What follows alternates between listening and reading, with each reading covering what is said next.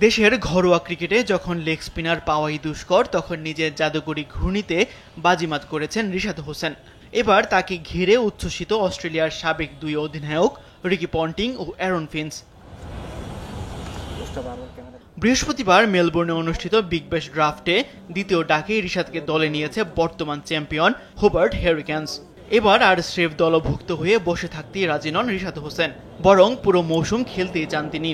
আর রিশাদকে অন্যান্য leg spinner থেকে আলাদা বলে প্রশংসায় ভাসিয়েছেন সাবেক অজি কাপ্তান অ্যারন ফিঞ্চ। রিশাদ হোসেন একজন অত্যন্ত প্রতিভাবান লেগ স্পিনার। বর্তমান যুগের টি-20 লেগ স্পিনারদের তুলনায় সে একটু আলাদা। চাপের মুহূর্তেও ধীরগতিতে বল করে, যা খুবই কার্যকর। ফিঞ্চের মতো অস্ট্রেলিয়ার কিংবদন্তি পন্টিংও ছিলেন মুগ্ধ। গত টি-20 বিশ্বকাপে অস্ট্রেলিয়ার বিপক্ষে দুর্দান্ত পারফরমেন্সে নজরে আসেন রিশাদ হোসেন। 3 ওভারে 23 রানে 2 উইকেট শিকার করেছিলেন মার্কুরি হেড ও মার্শকে।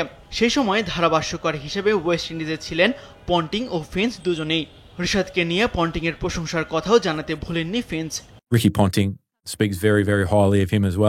বাংলাদেশের লেগ স্পিনার দুর্দান্ত টার্ন করান। রিকি পন্টিং তার ব্যাপারে খুবই ভালো ধারণা পোষণ করেন। বিশ্বকাপে রিশাদের পারফরমেন্স দেখে তার প্রতি আগ্রহী হন রিকি পন্টিং। সেই আগ্রহ গিয়েছিল হোবার্টের হাই পারফরমেন্স ইউনিট পর্যন্ত। ইউনিটের জেনারেল ম্যানেজার সালিয়ান ব্রিগস জানান, পন্টিংই তাদের পরামর্শ দিয়েছেন রিশাদকে দলে নিতে। তবে রিশাদ মাঠে নামবেন কিনা তা নির্ভর করছে বিসিবির অনুমতির উপর। গেল মৌসুমেও এনওসির জটিলতায় খেলতে পারেননি তিনি। এবার সূচিতে জাতীয় দলের খেলা না থাকায় আশাবাদী হোবার্ট ম্যানেজমেন্ট। সবকিছু ঠিকঠাক থাকলে এই মৌসুমে সাকিব আল হাসানের পর দ্বিতীয় বাংলাদেশি ক্রিকেটার হিসেবে বিগ ব্যাশে দেখা যেতে পারে এই তরুণ লেগ স্পিনারকে। তাসবিহ শরণ, স্পোর্টস ডেস্ক, দেশ টিভি।